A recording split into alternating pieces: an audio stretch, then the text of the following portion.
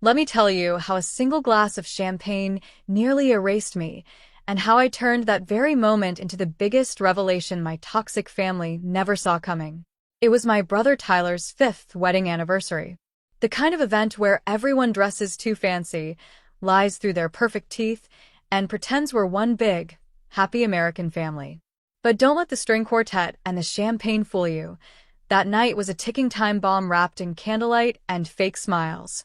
Before we begin, drop a comment and tell us what would you do in this situation? Be honest, tell me in the comments below. We read every comment. Let's begin. I stood near the back of the ballroom in a beige dress my stepmother insisted I wear. I hated it. It was tight at the waist, uncomfortable at the chest, and screamed, "Blend in and shut up." That's what Sharon always wanted from me. Silence and invisibility. People were laughing, taking selfies, clinking glasses. And there I was, holding a drink I didn't even want, watching everyone praise Tyler and his picture-perfect wife, Madison. Dad was glued to the mayor. Sharon was throwing around her fake laugh like a weapon, and I was barely acknowledged. And then, I started to feel strange. Not drunk. No, I wasn't even tipsy. It was something else. My limbs felt loose. My head felt foggy. My balance wobbled just enough to make me nervous. I put the glass down and slipped out toward the restroom. I needed space. I needed to breathe. That's when it happened.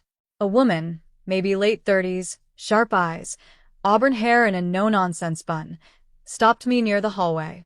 "Are you Avery?" she asked. I hesitated. "Yeah." She leaned in. Her voice was low, serious. "Your stepmother just dropped something into your drink." I blinked, not sure I heard her right. "What?" She pulled something from her clutch. I saw her.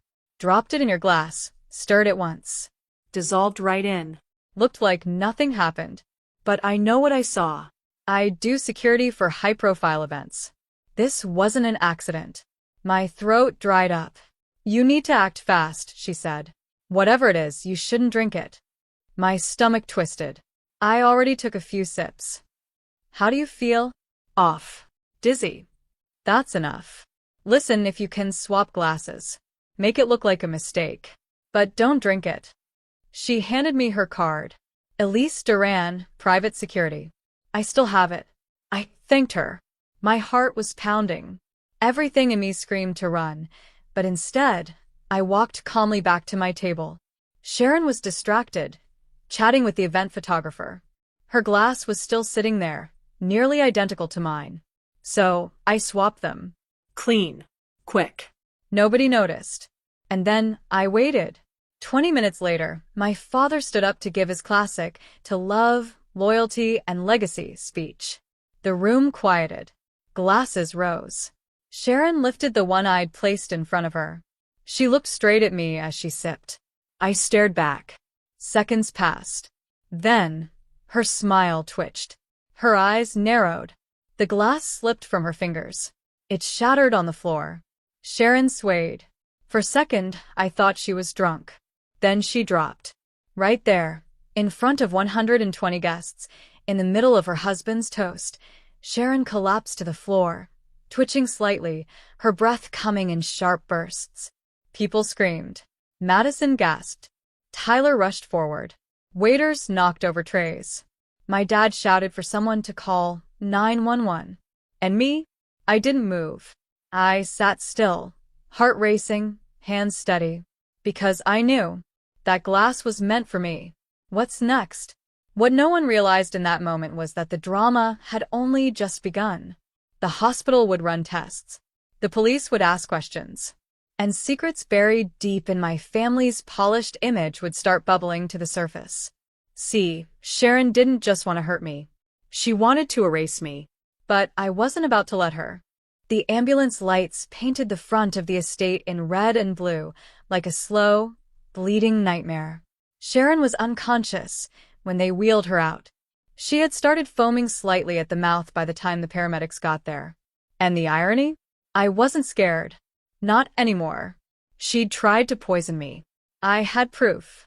I had a witness. And I'd watched her sip the very glass she had meant to be my undoing. Everyone else? They were in chaos. Madison was sobbing. Tyler kept yelling at staff like someone had spilled water instead of a woman collapsing mid-toast.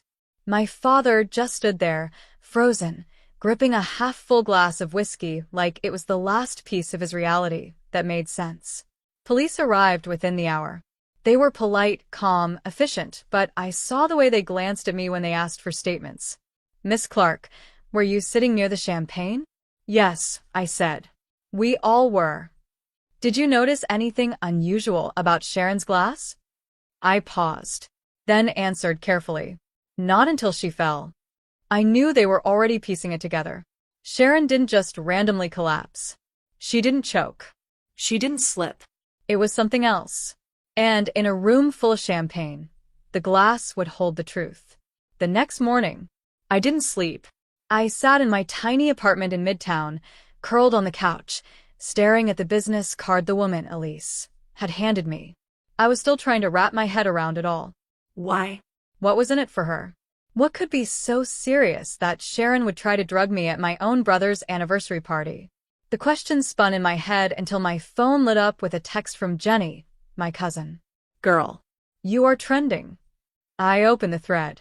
Twitter, TikTok, Facebook, they were blowing up with hashtags like hashtag Clark collapse, hashtag anniversary disaster, and hashtag what was in the glass. A video was already circulating. It showed Sharon laughing, sipping her drink, then collapsing. The camera then panned, right to me. Me. Sitting still. Not running. Not gasping. The comment section? Brutal. Why is she not shocked? Did anyone else see that look between her and Sharon? Chilling. Honestly chilling. I wasn't surprised. People love a villain, especially if you're the black sheep in a wealthy, white-collar family. But they didn't know the truth. Yet. The police call me in. Around noon, I got a call from the detective assigned to the case, Marissa Keene. Her voice was measured, professional. We'd like to speak with you again, Avery. Can you come in? Of course. I didn't hesitate. That alone made her pause. I could hear it in her silence. At the station, the walls were a dull beige, the kind that strips your soul. I sat across from Keene, her fingers laced on a thin folder between us. She didn't open it immediately. She just stared at me, sizing me up. We have the toxicology report, she finally said. I nodded, steady. Okay. There was scopolamine in the glass. Small dose. Not lethal, but enough to confuse, disorient. Possibly trigger a fainting episode, memory loss, or worse, depending on the body's response. I didn't blink. I believe it. You believe it? She raised an eyebrow. Yes. Because I was supposed to drink that glass. Keene leaned forward. Explain. And I did. I told her about Elise. I told her about the warning about the swap. I didn't hold back. She sat in silence for a moment. Why do you think your stepmother would do something like that? I looked her dead in the eye. Because she found out that I know the truth. She cocked her head. What truth? She's not entitled to a dime of my mother's estate. And I have proof. That got her attention. The clause that changed everything. 2 months earlier, I'd received an envelope postmarked from Savannah, Georgia. Inside was a letter from my late mother's attorney. Apparently, after my mom passed, there had been a legal clause tucked away in the prenuptial agreement between her and my father. The clause was simple. If my father remarried, his new spouse was legally forbidden from receiving anything connected to my mother's assets, including investments, trust funds, or property built from them. But Sharon? She didn't know. Or maybe she did, and she thought no one else ever would. Until I found the letter. And like an idiot, I made the mistake of mentioning leverage on a phone call I thought was private. She must have heard. Or someone told her. Because everything changed after that. Suddenly, I was getting invited to events I was usually left out of. She sent me a dress for the anniversary party. Her pick, not mine. She smiled more, but complimented me in front of guests. It wasn't kindness. It was a trap.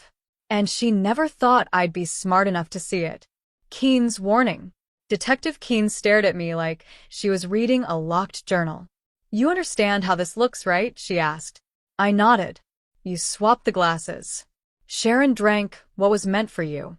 Now she's hospitalized. That's motive, Avery. That's premeditation for someone. And it's not going to stay quiet. I didn't poison anyone, I said. I just didn't drink what was meant for me.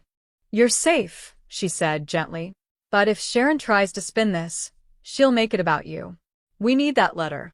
And we need to hear from your witness again. Then I'll give you both. What's next? The moment I left that station, I knew my life wasn't going to be the same. Sharon would wake up. She'd lie. She'd twist it. She'd call me a manipulator. Maybe even say I faked the whole thing. But the truth? The truth had already been set in motion. That night was meant to be my silent exit from this family. Instead, it became the first chapter in my long, quiet revenge. And I was just getting started. I didn't even make it back home before the first phone call came in. Tyler. I let it ring twice before I picked up. Avery, what the hell is going on? What do you mean? Don't play dumb, he snapped. The police came to the house. They're asking about you. About what you knew. Did you tell them something? I stared ahead as I walked down the sidewalk. I told them the truth. There was silence. Then he said, low and angry, "Do you have any idea what you've done?" She tried to drug me, Tyler. You don't know that. I do. I saw it. And someone else saw it too. A security officer. Her name's Elise. He exhaled sharply, but he didn't deny it. That told me everything. I'm not going to be quiet anymore, I said. You all spent years acting like I didn't exist, and when I finally get something my mother wanted me to have, Sharon decides she wants me gone. I'm telling you, he said, his voice rising. Don't push this. You're going to regret it. I hung up. The lawyer's office smelled like lemon oil and old paper. I handed over the copy of the prenup clause in a sealed envelope. My mother's original signature was still there, in ink I'd traced 100 times with my eyes. The firm's head attorney reviewed it, and after 5 minutes of quiet reading, he looked up at me and said, "This changes everything." I nodded. Yeah. I know. He said, "If this goes to court, Sharon's entire financial foundation collapses. Half the houses, the cars, even her business assets, they were all pulled from your mother's residual estate. She has no claim." She knows that, I said. That's why she tried to get rid of me before it came out. He sat back, stunned. We'll need to move fast. I gave him full consent to proceed. I was done letting other people decide what I was worth. 3 days later, Sharon was released from the hospital. She didn't call, didn't text, but a legal notice showed up at my door, her lawyer accusing me of malicious defamation and deliberate endangerment. I smiled. She was scared. Good. The next family gathering wasn't supposed to be a confrontation. But I showed up anyway. At my father's estate, I walked in like I belonged because I did. Tyler's eyes widened when he saw me. My father just frowned like I was a stain on his carpet. Sharon walked in late. She was pale, lips tight, posture stiff. When her eyes met mine, I watched something flicker. Fear, maybe, but buried beneath years of entitlement. "Hello, Sharon," I said softly. She didn't respond. She just sat down across from me. I leaned forward. "How's your memory doing these days?" "Still a little foggy." My father stood. "Avery, not now." I ignored him, because mine's crystal clear. So is the security footage. So is the clause in Mom's prenup. Tyler slammed his glass down. "You're going to destroy this family." I looked him dead in the eye. No. "I'm going to expose the part of it that was already rotting." 2 days later, Sharon went on the attack. She gave an exclusive interview to a local news blog that always covered charity galas and upscale fundraisers. She painted herself as the victim, blindsided by her troubled stepdaughter, suffering memory loss from a mysterious reaction, and claiming I had always struggled with resentment since her marriage to my father. She didn't mention the prenup, or the fact that I had nearly passed out the night of the party, or that a licensed private security guard had witnessed the whole thing. No, she wanted pity. The headline read, "Sharon Clark speaks out. I was targeted by my husband's daughter." And for a moment, I'll admit, it stung. Because people believed her. The comments were brutal. Why would she hurt Sharon at a celebration? Jealousy is an ugly disease. Another spoiled rich kid craving attention. I wasn't surprised. Sharon had money, charm, and friends in every committee in Georgia. Me? I had a dead mother, an old envelope, and the truth. But truth doesn't shout. It waits. Elise called me that night. You saw the article? She asked. I did. You ready to make a move? I think it's time. We met the next morning at a downtown cafe. She came with a flash drive, some printed transcripts, and security footage I hadn't seen yet. One clip showed Sharon looking both ways before dropping something from her clutch into a champagne flute. Another showed her whispering something to the server, who was later found to be a part-time employee, gone by the time police came. It wasn't just personal. It was planned. Elise nodded at me. Release it. All of it. She made her move. Make yours. So I did. I gave it to a small but respected independent reporter. Someone who owed Elise a favor. They posted everything. No commentary, no accusations, just video, transcript, timeline. Within 2 hours, Sharon Clark was trending again. Only this time, people were asking questions. Why does she look so calm before the reaction? Is that a pill in her hand? That server disappeared right after? Sketchy.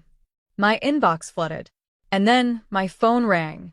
It was my father. I let it ring 4 times before I picked up. He sounded tired. Quiet. Avery, we need to talk. I didn't say anything. I didn't know about the prenup, he said. If I had, things might have been different. No, I said coldly. They wouldn't have. You let her bury me long before she tried to drug me. He exhaled. What do you want? I paused. I want the truth public. I want her out of my mother's house. And I want what was always mine, with interest. Silence. Then he said, come by tomorrow. We'll talk terms. I hung up. Not because I needed permission anymore, but because I had finally become the one person this family never expected me to be. Unstoppable. I showed up the next morning dressed in the same beige color Sharon once forced on me, but this time, I chose the dress.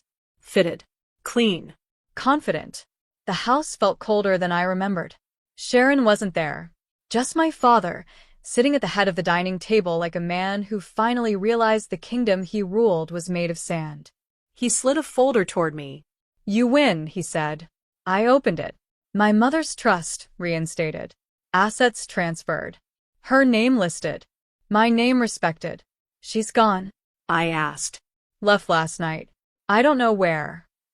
I did. She ran. He looked at me. For the first time in years, it wasn't with anger or disappointment. It was shame. I should have protected you, he said quietly. I didn't answer. Because deep down we both knew he didn't try. The house was mine again within the week. The one my mom built. The one Sharon redecorated like she was erasing every trace of her. I had it deep cleaned. I put back photos Sharon boxed up. I restored the garden she'd let wither. Then came the knock. Tyler. He looked rough. Tired. Like the public fallout had finally cracked his perfect shell. I need to tell you something, he said.